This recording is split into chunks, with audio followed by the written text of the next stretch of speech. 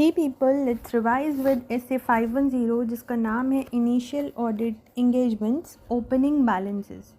तो ये वाला जो essay डील करता है ऑडिटर की रिस्पॉन्सिबिलिटी के साथ में कि वो ओपनिंग बैलेंसेस जो हैं उनको चेक करे जब भी वो कोई इनिशियल ऑडिट इंगेजमेंट कर रहा है। अब ये जो इनिशियल ऑडिट इंगेजमेंट है ना, ये वो इंगेजमेंट होता है जो कि या तो फिनेंशियल स्टेटमेंट का होता है, उस फिनेंशियल स्टेटमेंट का होता है मतलब फॉर द प्रायर पीरियड जिसका ऑडिट ही नहीं हुआ है, या फिर उस फाइनेंशियल ईयर का हुआ है जिसका ऑडिट तो हुआ है लेकिन किसी और ऑडिटर ने किया है। सो दैट मीन्स जो ऑडिट हुआ है ना वो प्रीडिसेसर ऑडिटर ने किया है, तो उसको हम बोलते हैं इनिशियल ऑडिट इंगेजमेंट। मतलब एक तरह से हम लोग उस ऑडिट को पहली बार कर रहे हैं, that means initial audit engagement. Now what is the objective of this एसे। अब आप खुद सोचो, अगर जो फिगर है सपोज ओपनिंग बैलेंस की किसी भी आइटम के आप देख सकते हो फाइनेंशियल स्टेटमेंट के, सपोज़ वो इंक्रीज़ हो गई है, राइट। तो लेट्स से स्टॉक का जो फिगर है वो इंक्रीज़ हो गया है बाय मिस्टेक, मतलब एक्चुअल नहीं बट बाय मिस्टेक क्या हुआ है ना, ओपनिंग बैलेंस गलत कॉपी हो गया एंड वो इंक्रीज़ कर दिया है।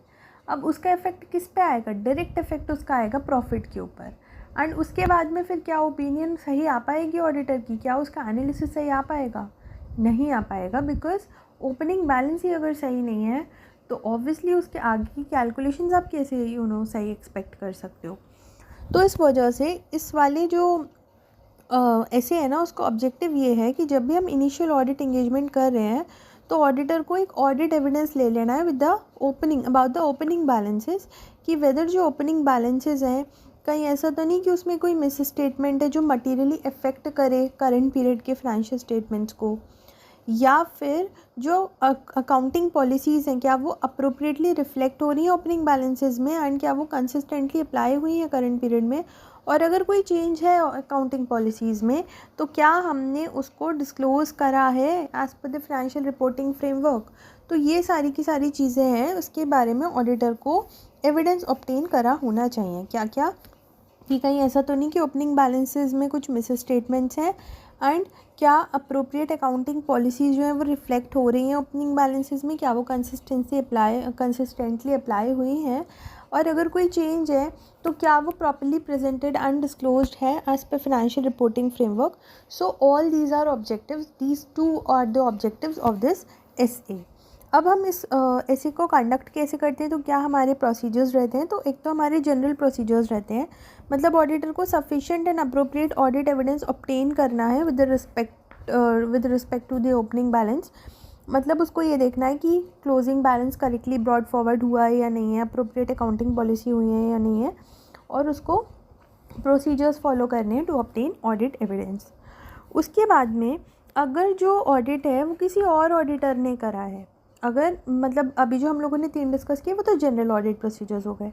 Now the scenario is such कि ऑडिट तो हुआ है लेकिन किसी और ऑडिटर ने करा है, तो फिर बिकॉज जो ऑडिटर है तो ऑडिटर पुराना वाला भी स्किल्ड ही ऑडिटर होगा ना, तो दैट इज़ वाई आपको ना ऑडिटेड फाइनेंशियल स्टेटमेंट्स की ही कॉपी मंगवानी है उस केस में, क्योंकि आप जो हो इतना रिलाई तो कर सकते हो कि जो भी क्लोजिंग बैलेंसेस हैं प्रीसीडिंग पीरियड ऑडिट के वो मतलब उन्होंने देख लिए होंगे, बट उनको ना साथ में ये भी डिटरमाइन करना है कि कहीं ऐसा तो नहीं कि ओपनिंग बैलेंस में कुछ मिस स्टेटमेंट होने की इंडिकेशन है।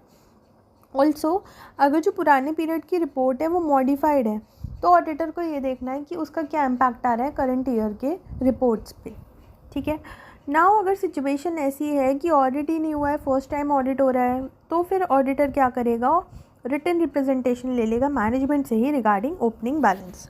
अब आता है next scenario, that is specific audit procedures. तो स्पेसिफिक ऑडिट प्रोसीजर्स में ऐसे हो गया कि जैसे अगर इन्वेंट्री है तो हम लोग क्या करेंगे, हम लोग रिकंसाइल करेंगे इन्वेंट्री के अमाउंट को with the physical inventory count with the opening inventory, and फिर हम उसके अकॉर्डिंग जो है वो वैल्यूएशन करेंगे। उसी तरह से अगर हमें करंट असेट्स एंड लाइबिलिटीज़ के ऊपर ऑडिट प्रोसीजर्स लगाने हैं तो हमें ऑडिट एविडेंस जो ऑब्टेन करना है वो हमारे करंट पीरियड ऑडिट प्रोसीजर्स का ही पार्ट हो सकता है। एंड अगर हमें कोई और असेट्स एंड लाइबिलिटीज़ के बारे में चेक करना है तो हम रिकॉर्ड्स को एग्जामिन करेंगे एंड कंफर्मेशन लेंगे थर्ड पार्टी से और एविडेंस ऑब्टेन करेंगे। तो ये कुछ स्पेसिफिक ऑडिट प्रोसीजर्स भी हैं जो हम लगा सकते हैं। देन अगर ऑडिटर को कुछ भी मिस स्टेटमेंट मिलती है ना ओपनिंग बैलेंस में, तो वो इस बारे में किसको जाके बताएगा, मैनेजमेंट या TCWG को। अब आता है कि किस तरह से जो ऑडिटर है वो कंक्लूजन देगा या रिपोर्टिंग करेगा। तो अगर उसको sufficient and appropriate audit evidence ही नहीं मिला तो वो क्वालिफाइड एंड डिस्क्लेमर ओपिनियन दे देगा। अगर उसने ये कंक्लूड करा कि ओपनिंग बैलेंसेस में मिस स्टेटमेंट हैं जो बहुत ज़्यादा मटीरियली इफेक्ट कर रहे हैं और उसका proper accounting presentation and disclosure भी नहीं हुआ है, तो फिर से वो क्वालिफाइड या एडवर्स ओपिनियन दे देगा उस केस में। एंड अगर अकाउंटिंग पॉलिसीज सही से रिफ्लेक्ट नहीं हुई हैं या सही से अप्लाई नहीं हुई हैं या चेंजेस प्रॉपरली अकाउंट नहीं हुए हैं, तो उस केस में भी ऑडिटर क्या दे देगा, क्वालिफाइड या एडवर्स ओपिनियन दे देगा। तो एक बहुत छोटा सा स्टैंडर्ड था। I don't think that this carries a very good weightage in exam, but we can not expect ना कि किससे क्या आ सकता है। दैट इज़ वाई इसको भी मैंने रिवाइज कर लिया और आप लोग भी अब इसके क्वेश्चंस देख लेना एंड ये 5 मिनट्स के अंदर अंदर आपका हो जाएगा तैयार। चलो देन मिलते हैं फिर नेक्स्ट वीडियो में। Thank you so much for listening.